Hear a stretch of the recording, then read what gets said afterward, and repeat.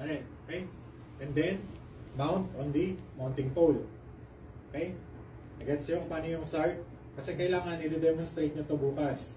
Lahat to, okay, i-demonstrate nyo. Kaya kailangan familiar kayo paano nyo siya i-demonstrate, ano yung sasabihin nyo sa assessor. Okay?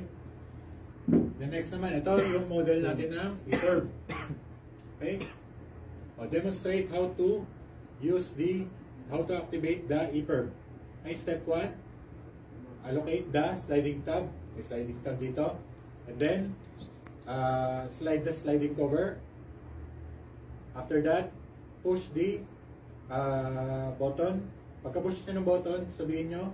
And then, when it is activated, there will be a strobe light at the top indicating na active na yung ating e-curve. Okay, malinaw? Okay? Sige. Sir, demonstrate ako paano yung hand flare.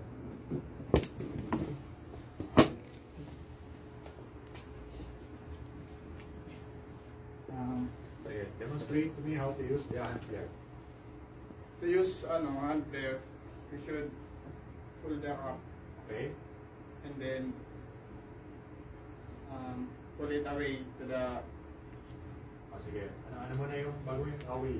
Ano mo na yung gagawin? Pagkatapos mo tanggalin yung cup? Tapos pull the ignition cord. Then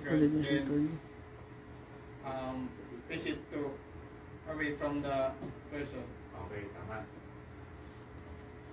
Sir, ikaw naman. Pa-demonstrate ako ng rocket parachute.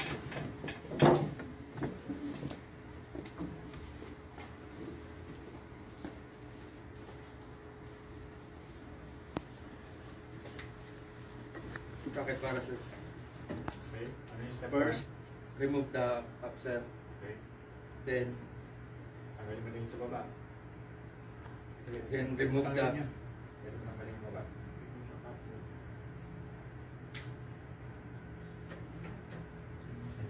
And then, pull the... paano mo nahawak niya? Ito sir. Vertically. Vertically, sir. Vertically siya yung position niya. Tapos, And then, when you pull it sir, hold it to one sir. And wait for 4 seconds. 2 seconds. 2 seconds. 2 seconds before The launching. launching of the parachute sir. Okay, tama. Next tayo, sir. Sa Boyers Walk. Count.